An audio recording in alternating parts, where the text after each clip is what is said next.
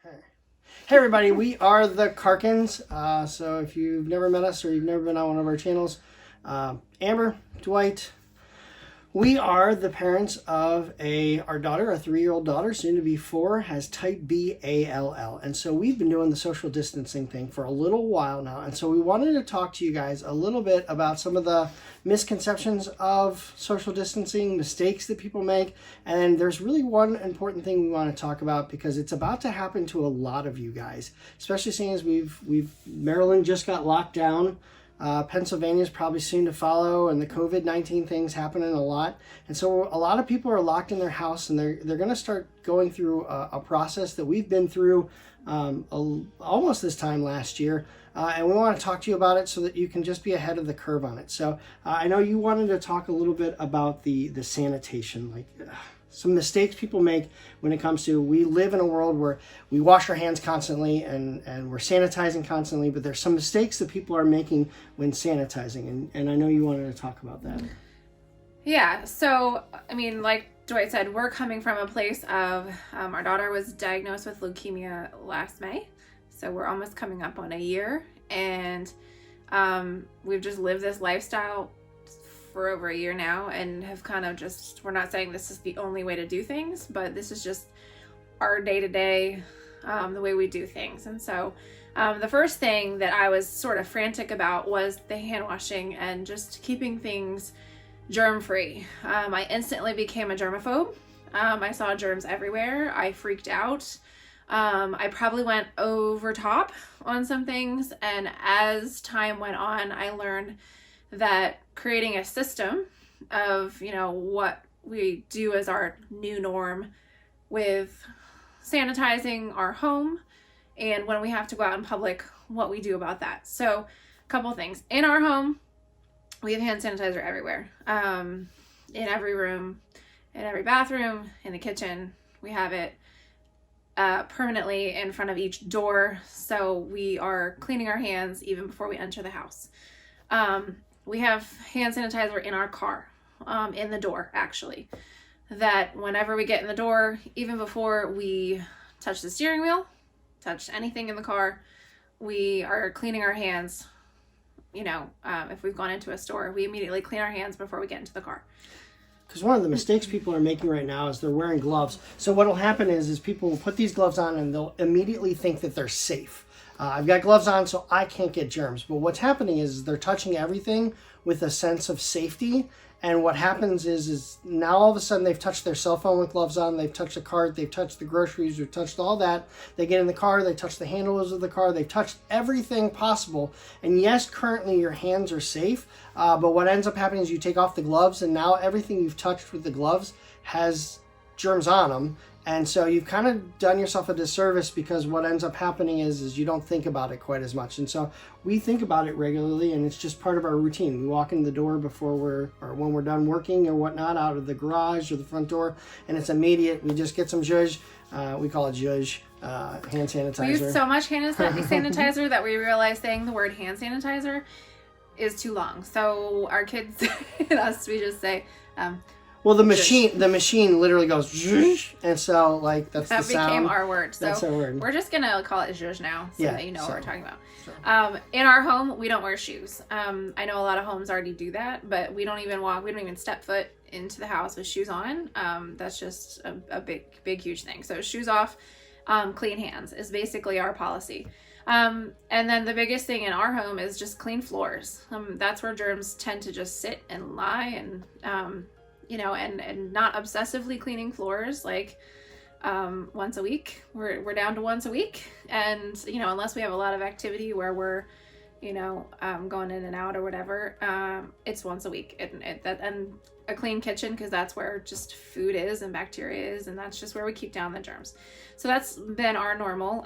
When we go out in public, as far as Dwight talked a little bit about, people want to wear masks, people want to wear gloves. We've talked to our doctors over and over, and even through all of this, and people have asked, how does this affect you? What do you need to change now with, the threat of COVID-19 and things like that? It's not it's not different. They really actually don't suggest, that we're wearing a mask, that's not the greatest defense. The greatest defense is clean hands, and just social distancing. Right, and keeping, and we'll talk about that in a minute, but and just keeping, your distance away from larger crowds and being up close with people and things like that. So as far as the mask, we found, and even with our daughter, when we're wearing the mask, we have a tendency to adjust it quite often. So then we're taking our hands that may or may not be sanitized or zhuzhed, and we're touching our face, which is the biggest thing to not do.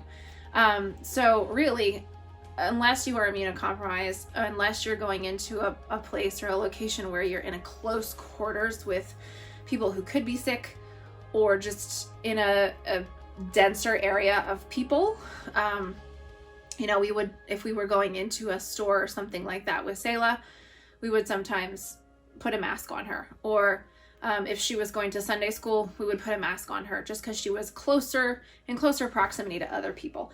Other than that, really, we didn't.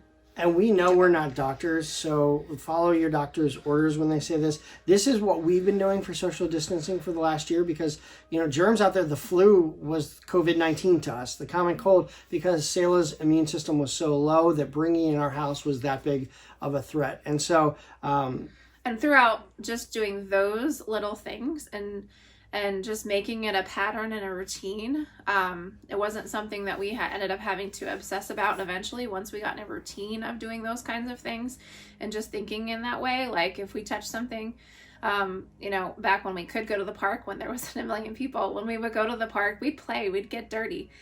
And then when we were done, we'd wash our hands or zhuzh our hands. When we would play outside, get dirty, get your hands all mucky.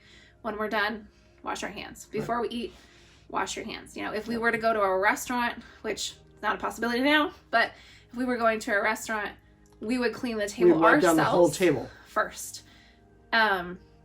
Just as our way of, we're just going to be responsible for ourselves, and we're just going to take care of it and know that we're starting on a fresh start with that. There's something else. Ladies, I noticed, I used to have long hair. When Selah lost her hair, I decided to cut it. I've noticed now that I have short hair, I don't touch my hair at all. So, it's hard to not touch your face. As soon as you say, like, don't touch your face, all of a sudden you have 18 itches that you feel like you need to touch. But, consider pulling your hair back. I keep my nails short for a reason. Underneath the nails, even though you're zhuzhing your hands or washing your hands, a lot can get underneath the nails. So we've just, as a family, kept, even the girls and myself, we've kept our nails short. Purses. I have is a big one. I saw lots of ladies the other day as I was sitting in a car with the handbags. Where are you setting your handbag down? Are you washing your handbag, or is it something that is coming in and out of your house and you're hanging onto on your elbow and your arm? Consider something that just go to pockets, or if you really have to have something out when you go out to get something at the grocery store, consider having something that's attached to you and isn't touching anything as you're going about your time. This is a seasonal adjustment. Eventually we're going to be able to go back to normal, hopefully, and life will get. But this is a seasonal adjustment so that you can keep you and your family safe. And talking about you and your family, one of the biggest things that we went through when we first started social distancing, that idea of no longer could we be at a park with a lot of people, or go to the places we really loved, or go to concerts, or go to sporting events, or things like that where there were big crowds. In fact, even church, places that we absolutely loved with a lot of people. All of a sudden we started having to social distance, and our life changed. And at the very beginning, there was that feeling of, okay, this is what we're going to do. We're going to start zhuzhing. We're going to start, avoiding this, and we'll wipe things down, and we'll be really cognizant of it. And we were very gung-ho. There was a novelty behind all of this. But as that novelty wears off, and for us it wore off probably around week 3 or 4 after we were home and doing all this stuff, and we've played all the games, and we pulled out all the crayons, and we've done all the crafts, and we played out as much as we could without making contact with other people. And then all of a sudden it wears off. And maybe some of you guys are starting to feel that right now. Maybe you've done all the puzzles, you're still doing schoolwork, but after schoolwork, what do? You've played the video games, you've done the Zooms, you've done all the things that you can think to do, and now you're starting to feel like, now what? And social distancing, you just want to be like, all right, I'm done with it. I'm going to go meet up with my friends. This is stupid. I don't care if I get COVID. Like, I just want people. And this is really hard for people, especially the extroverts. My gracious, you're probably vibrating right now. I was an extrovert and I vibrated. And what's going to happen, and again, I can't say scientifically what happens. I just know in talking to people that we've talked to through the cancer treatment and people that go through this process, you're going to go through a mourning phase here pretty soon. It's almost like grieving your freedom, if you will. Well, and grieving a life that you didn't choose. We didn't choose to, have our daughter have to undergo treatments. We didn't choose that lifestyle. And in fact, very often we looked at each other and said, I don't want to do this.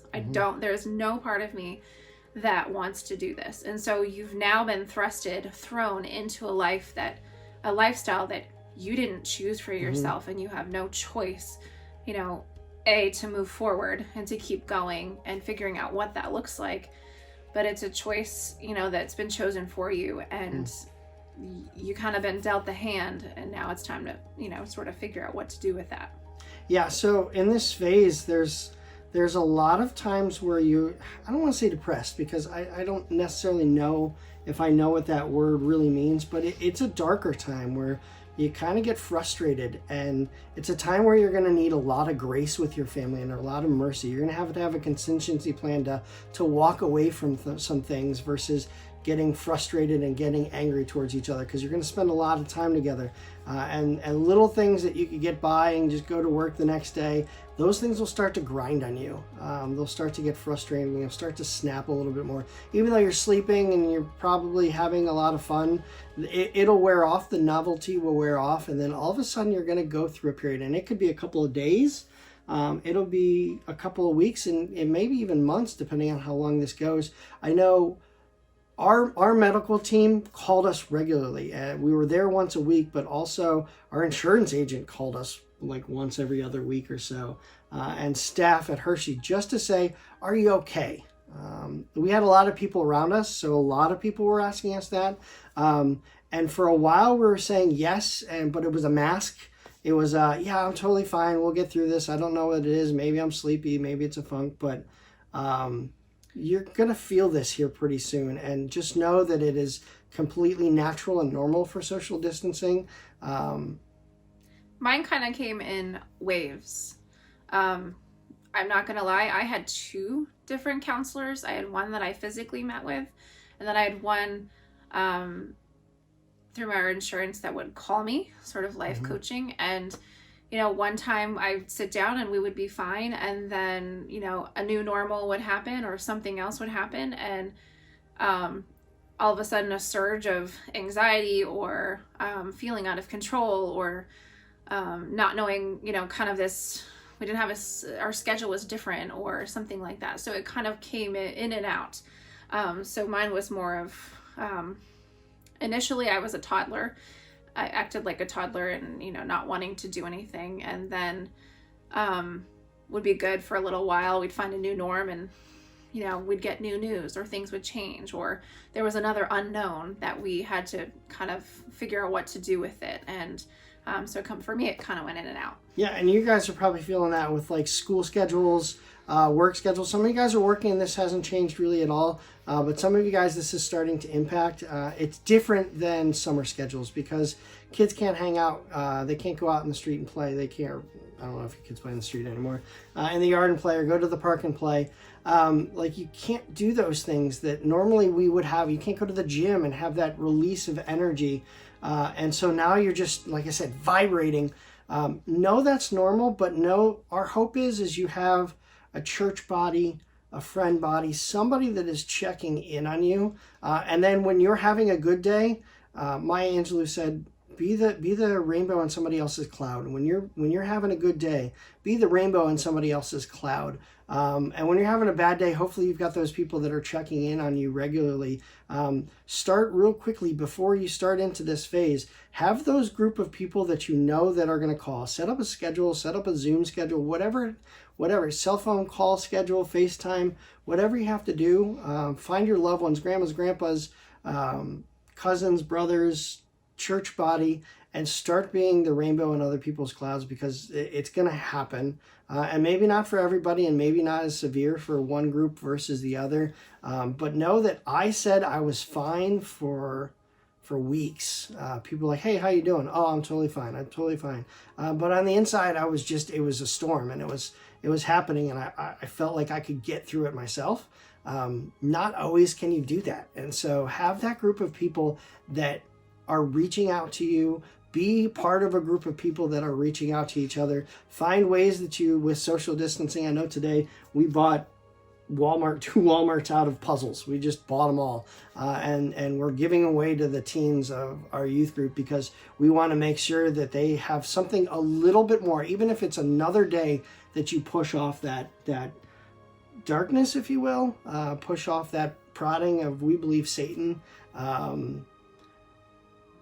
Just another day to push that off, and hopefully this clears up before anything serious happens. Do you have anything more? I mean, that's really our heart on all of this. No, just finding, it's all a new norm, and it was hard every single time. I felt like we had to adjust, that we got new news, or there was some new protocol with Salus treatment or something like that. So find your new norm, and maybe the highlight of your day is taking a shower, or going for a walk by yourself, and not necessarily with the entire family. Your dog might thank you, or not. They might be exhausted at this point by taking a walk with every single person in your family. But find your hobby even within just staying at home. Like, what's your thing that's your go-to? Have a lot of grace. People are going to get short. Have a lot of grace with the people you love, because they're going through the same thing you are, just differently. Everybody goes through it differently. So keep washing your hands, keep social distancing, keep loving the people around you, communicate well. Don't think you can do it alone, because you can't.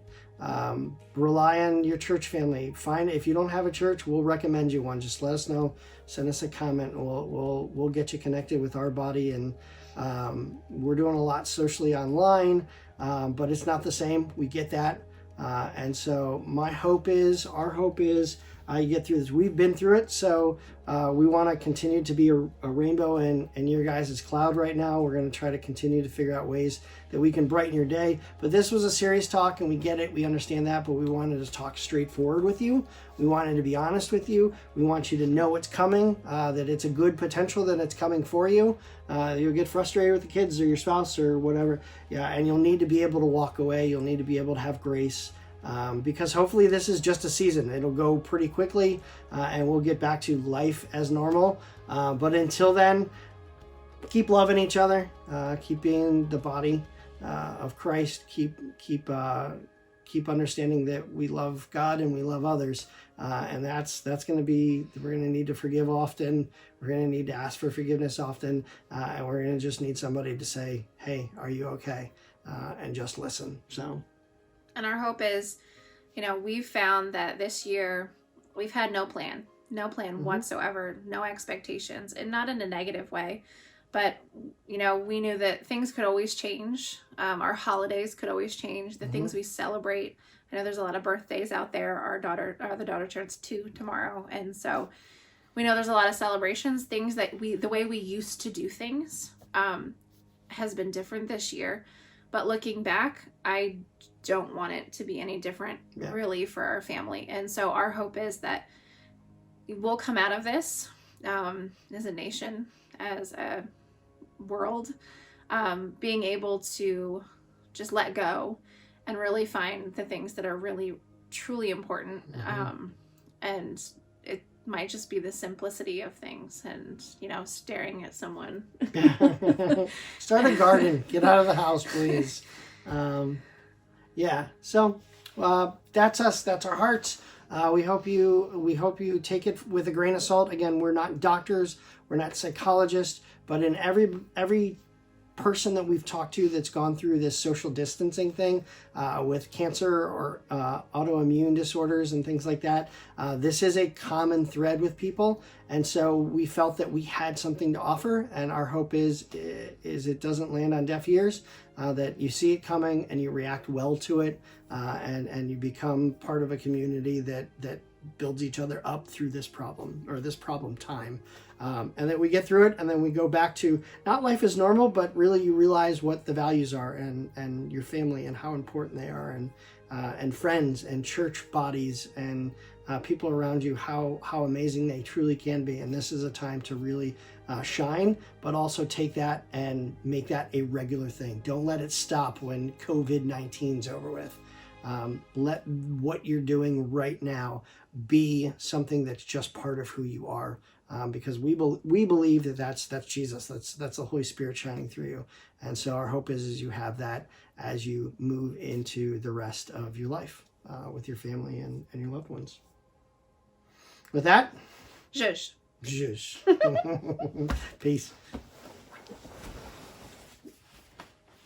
Oh, I was